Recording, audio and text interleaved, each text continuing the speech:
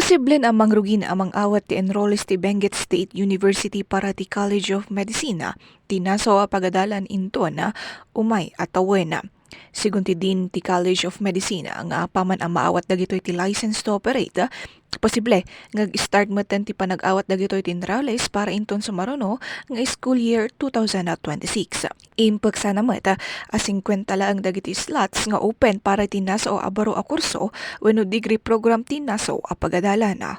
Inlawlawag ti Dean a 50 laang ti open slots gaputa daytoy ti imbilin ti Commission on Higher Education tap na masustain ken masigurado matlang a fully capacitated daytoy. Impagsamot ti Dina at ipan naka-open ti baro a kurso kat response ti pandemic issues kas iti panagkurang dagiti doctors nangruna kadagiti babasit a probinsya wenno munisipyo iti Rehiyon Cordillera. Kadawyan pa doktor kat nakatutok nga mina kadagiti syudad.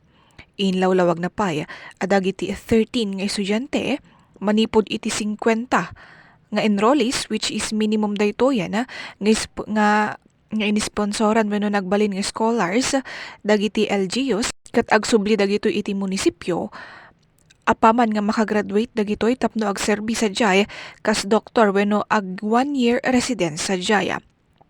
Impeteng ti munisipyo a minimum 1 student per local government unit nga graduate ti Doctor of Medicine ti alaan dagitoy depende iti budget.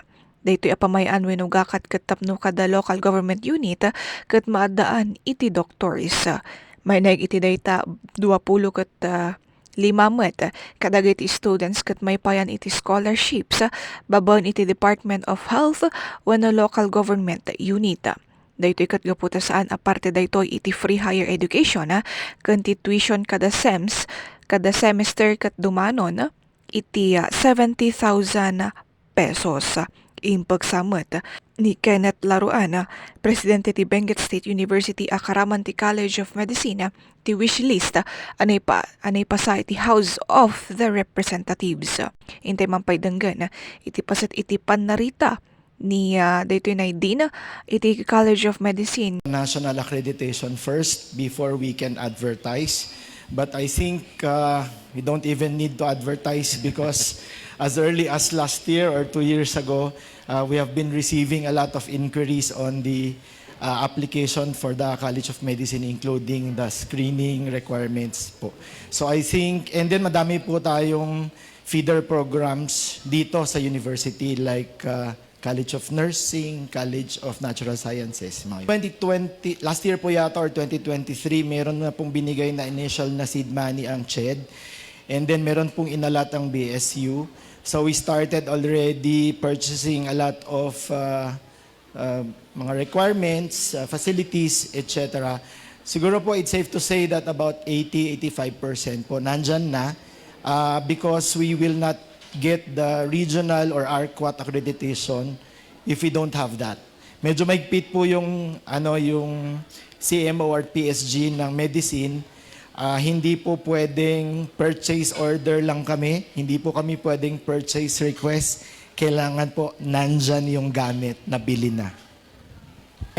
Pare-pareho po siguro tayong disappointed because we thought we will open this August. Pero ang nangyari po is medyo na-delay po yung accreditation natin. Of course, that is beyond the control of the university kasi we rely on the response of the national CHED.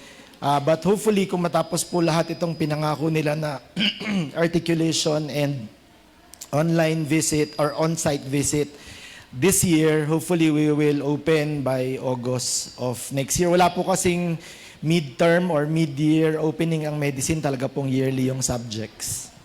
Yun pong batas na nagmamandate po sa mga SCUC to open the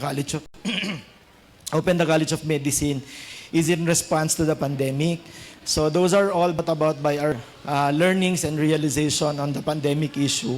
Dahil lang po tayo ng doktor sa mga maliliit na mga probinsya or towns, and then karamihan po ng mga doktor nagko-concentrate sa mga cities, and doon po nagkaroon ng problema. Kaya ang tingin ko po, the wisdom of the law is to have doctors everywhere, even to the borders and the mga maliliit po na lugar. That's why I took on the challenge to get this because the program, although 50 lang po yung slots per year, about 25 of that will be via scholarship. We are not part of the free higher education.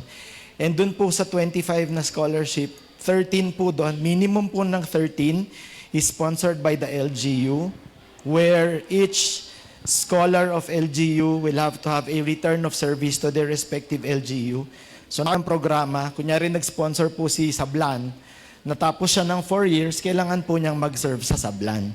Itiyag nama 80 to 85% dagiti facilities wenno kasapulan para itinaso a kurso wenno baro a kurso ket naipaayon na ngumno pay kasama na riman ti panagkiddaw kan panag-uray dagitoy ti pondo a may alat para iti phase 2 ti building para itinaso a kurso. Inlawlawag ti presidente, tinaso a pagadalan na totally asaan pay mabalin ang arama ti may paspasdag a building, oray nalpasan ti phase 1 gapo ta slabs, kan beams, laang daytoy and kasapulan talaga iti phase 2. Impagsana pay para iti 2026 budget dagitoy na slash ti budget para iti building angam na ipaay ti 29 million kas capital outlay ngam para daytoy ti vehicles. Intay man pay danggan iti paset iti panarita ni Kenneth Laruan, President iti Benguet State University. Actually, kwan lang po siya. Parang slabs lang. Foundation, yung mga poste. Kaya ma'am, hindi po talaga pwedeng magamit pang classroom pa. That's why phase 2 is really needed. The Philippine Association for State Universities and Colleges, they are working, they are negotiating with the CHED, and of course, CHED with that of the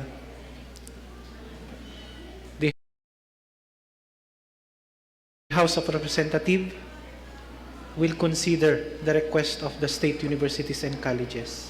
So, gaya po ng na-mention ko kanina, according to our budget officer, merong pong inquiry coming from the House of the Representative kung ano po yung wish list namin sa infrastructure. Kaya yun po, sinadbit po namin yung mga completion ng buildings na andito po sa BSU for completion and for consideration for 2026 budget. Kasama na po doon ang College of Medicine. Itiag dama, talo a building ti karaman matlaag ti wishlist dagito. Amay payan ti budget para iti completion ti building ket iti College of Nursing, College of Medicine, ken College of Arts and Humanities. Ngumno pay kasta impeteng iti presidente ano man pay saan amalpas iti building para iti College of Medicine. Apaman ang maawat da iti license to operate kat matuloy lata iti panag-ala da iti enrollees gaputa mabalin nga maki-utilize dagito iti classroom iti College of Nursing. Patrol sa isa Bombo Novergan, this is Bombo Radio Philippines, the number 1 and most trusted source of news and information. Basta Radio Bombo.